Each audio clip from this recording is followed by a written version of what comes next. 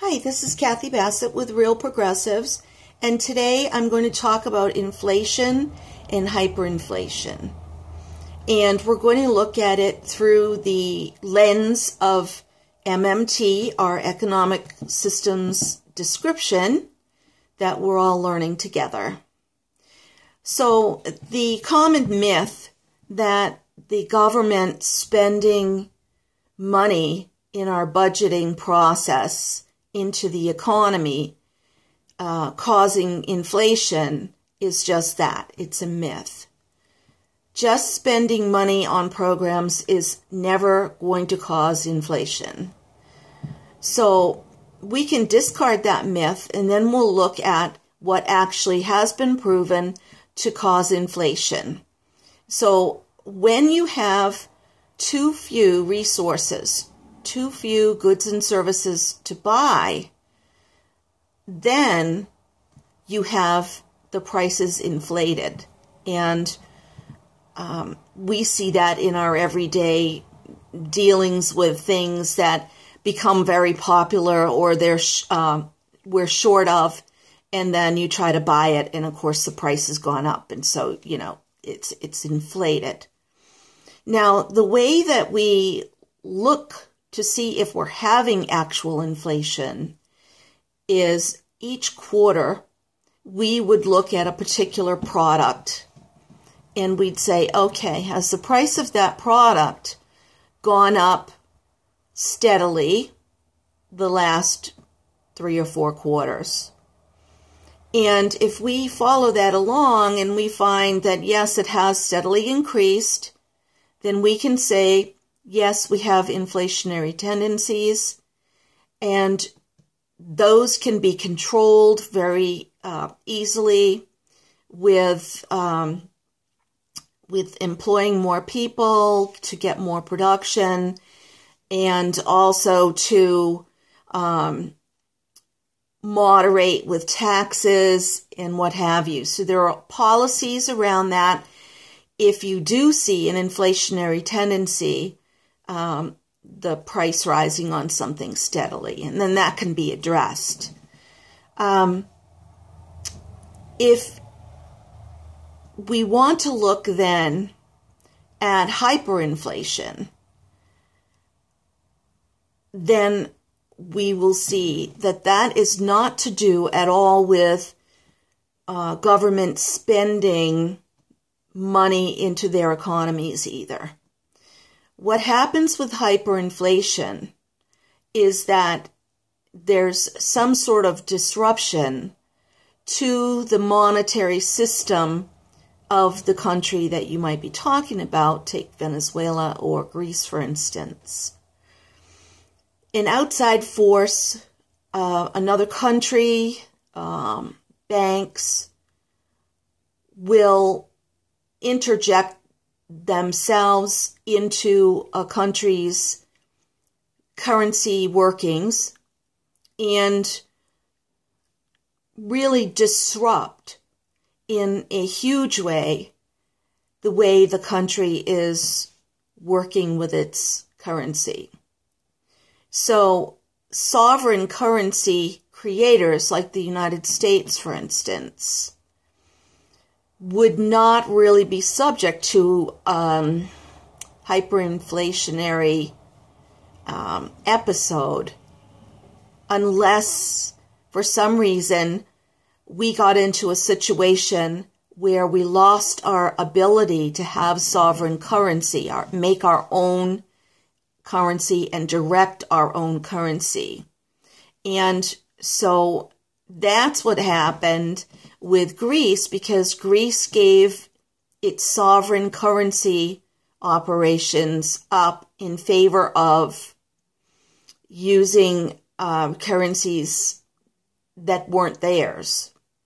And so other countries that were being predatory or wanted to influence in the wrong way the finances of Greece interjected themselves and asked Greece to pay back loans and what have you that were made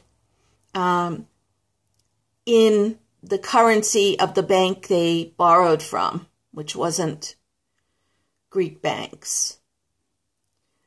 And we have then another example of Venezuela, where they were their own currency creators, and then they borrowed when they got into a bit of trouble.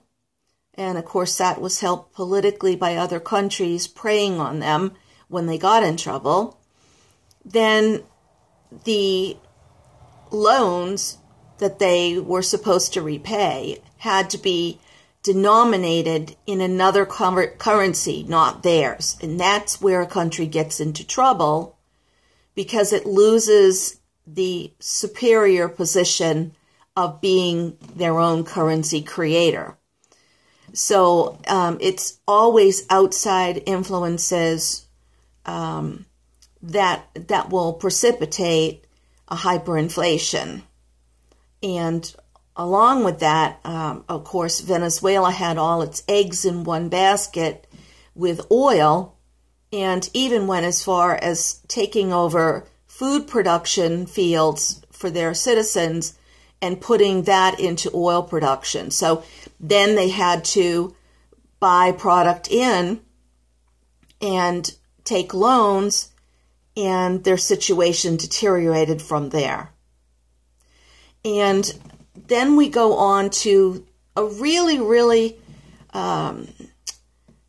huge hyperinflation that people who don't know economics as well as maybe they could, they'll list the Weimar Republic of Germany after World War I. And a lot of times you'll actually even see cartoons drawn of people with stacks of their currency in wheelbarrows trying to buy bread and what have you.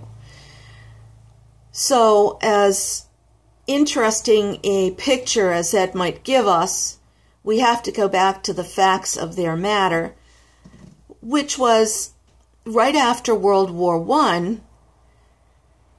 the countries that had been at war with Germany wanted to punish Germany and wanted to make sure that Germany couldn't rebuild and go forward and start any other wars.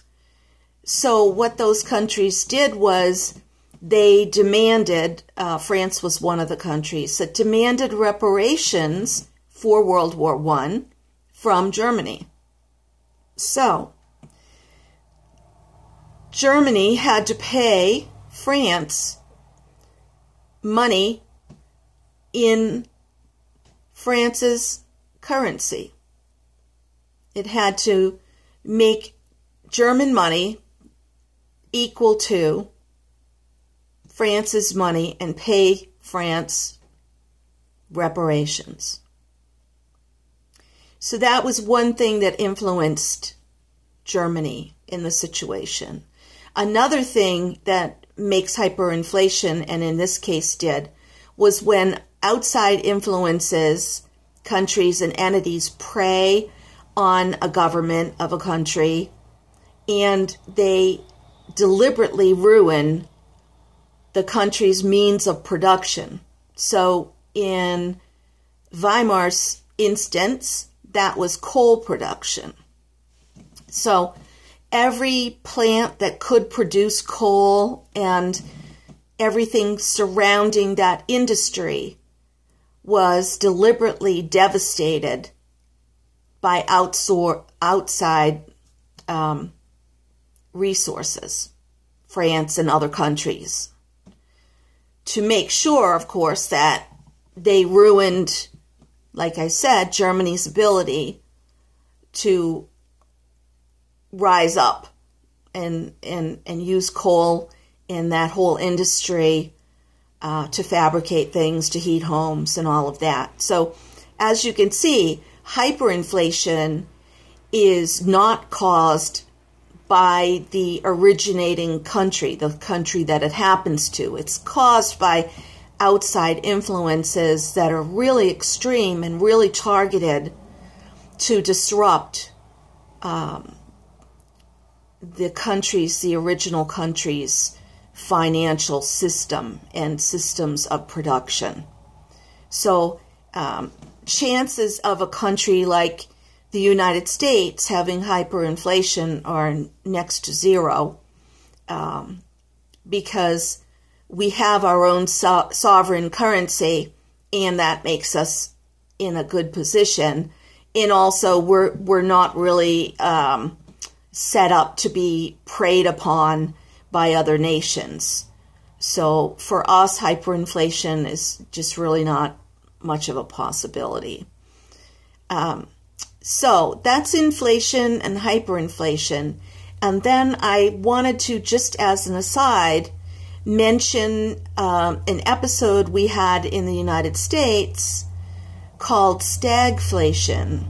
And that happened between, I think, 68 and 73, where the price of oil per barrel went up really, really high. It was like an embargo on us.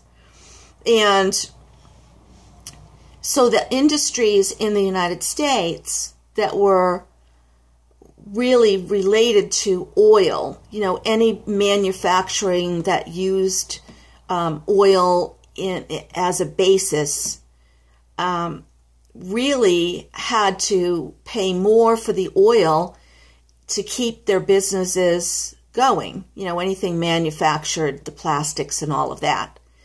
So what happened was the industries that were having to buy oil, the price was set very high by the sellers. Those industries needed to go to private banks, and they needed to borrow money so that they could pick up the slack and still be able to purchase oil, which they needed to produce with. So that was called stagflation, and it's very rare, and we haven't had one since. So I guess I'm going to wrap it up, and I'm going to say one other fact that I found out recently, which is we haven't had any sort of inflationary tendencies that matter since approximately 1982 at the federal financial level, the macro level, as they call it in economics. We just haven't had any. So far there, we're in good shape. So I hope this explained a bit about inflation, hyperinflation, a little stagflation in there. And as you read the curriculum, you may have questions. You watch this video, you may come up with some questions. So what we're going to do is have mentors available that will be specifically targeting the answering of those questions, so that you know, everybody can learn and we can go forward, you know, feeling fairly confident that we know how things work at our federal financial level. So I'm just going to sign off and say thanks for tuning in. And Real Progressives and their volunteers like me will be doing other facets of MMT along the way. And so we should have at the end of that a pretty comprehensive understanding of MMT, our federal finance. Thanks.